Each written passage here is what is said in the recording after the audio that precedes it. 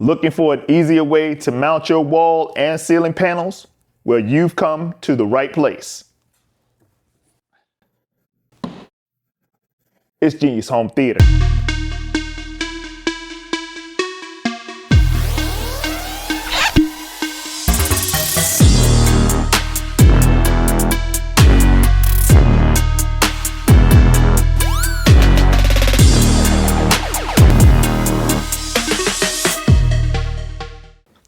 That's right, folks. Your eyes did not deceive you.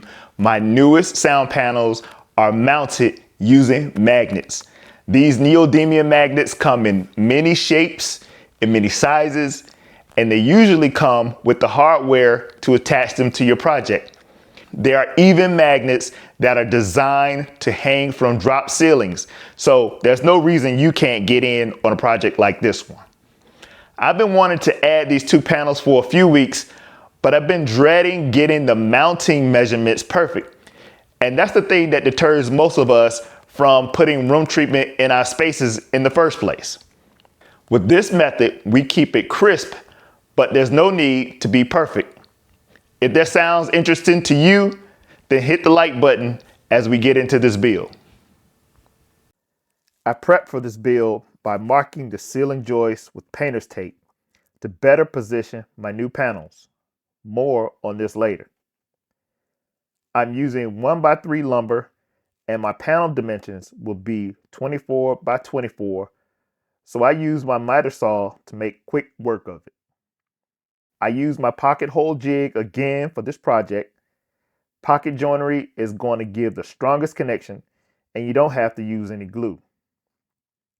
I add a 1x6 center support to my panels.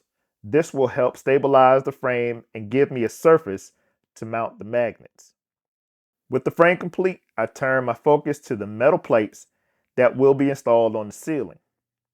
I found a local metal fabrication shop that cut these 14 gauge metal plates into 6x6 inches. Now they do drill holes if you already know where you want those holes to be, but since I didn't, I'll do it myself once I'm sure. And make sure to ease any sharp edges with a file if you need to. I'll find the area I want my panels on the ceiling by using cardboard the same size as my panel frames. I mark the center of my template by marking a line from corner to corner. Next, I took my metal plates and centered them on the X, then traced them with a marker. A sharp utility knife is used to cut along the outline of the metal plate. At this point, I do not remove the cutout. I take the templates to my cinema space to finalize the mounting location using thumbtacks to hold them to the ceiling. I only need a rough measurement at this point because this method has plenty of wiggle room built in. You can see here why I marked the joists. I wanted to locate the panels in such a way that I would be avoiding the joists, allowing me to drill my holes at the corners of the plate. This will leave more plate surface available for fine tuning. If you're going to be doing this, you can use a different method for mounting if your corners land on the joist, but my layout just happened to work for me. Now that the templates are in place, I can remove the plate cutout. I put the metal plate in its place and mark where I would like the mounting holes to be. After marking the plate, it's time to drill. Some good tips for drilling steel are less speed, more pressure.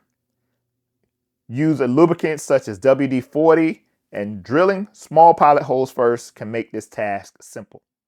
Drilling metal can leave sharp edges around the hole, so use an oversized bit to gently smooth the edges. Now, if drilling metal plates gives you anxiety, no worries. Your local home center has plenty of pre-drilled options for you to choose from. These are normally called tie straps or mending plates, and they come in many sizes and thicknesses. You can usually find these at the edges of the lumber aisles.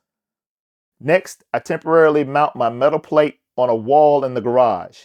I'll be testing both the strength of the wall anchors and the strength of the magnets I intend to use.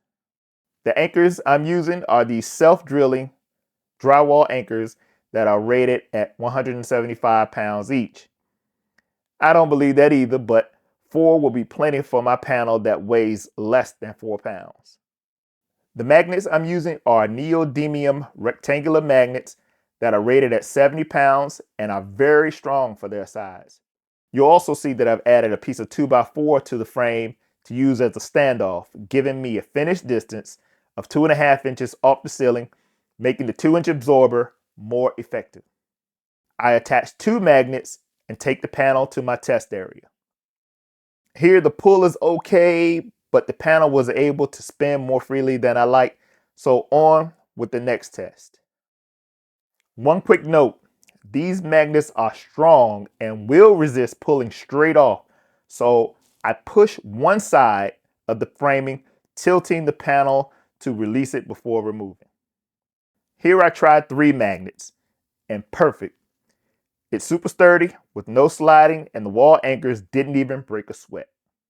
Remember to take steps to test your anchor and magnet strength combo first. Next, the drill plates go up and the mounting holes are marked.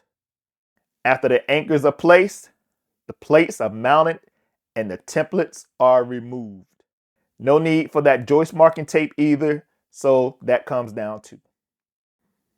Okay, not perfect, but close. And no need to worry because we have 2 inches of play in either direction.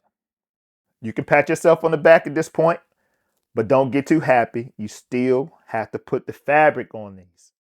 Here I'm using 2 layers of 1-inch thick Owens Corning 703 to fill my panel frames. 1 inch because I had some leftover 1-inch insulation from my last panel build. So I'll just double it up, no problem. This dust cover material will help hide the yellow color of the 703. My outer fabric will be white burlap, which has a loose weave and needs a little help. This interfacing material is perfect for hiding imperfections in the wood frame also. A pneumatic staple gun makes quick work of the fabric covering. Of course I struggled with the corners, but I figured it out.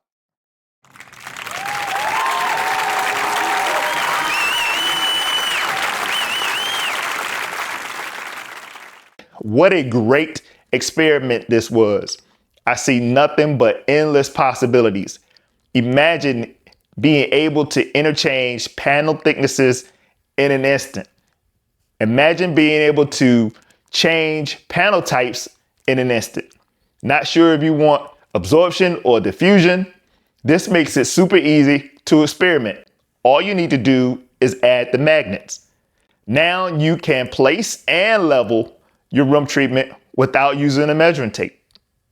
And there's someone out there right now that's avoiding painting their room because they dread reinstalling and leveling those acoustic panels.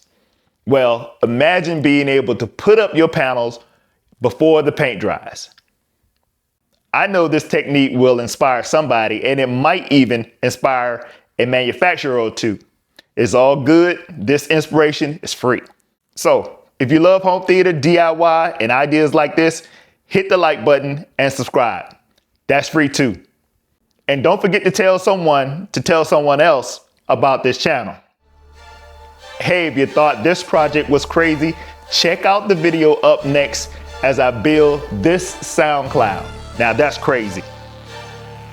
This is Genius Home Theater.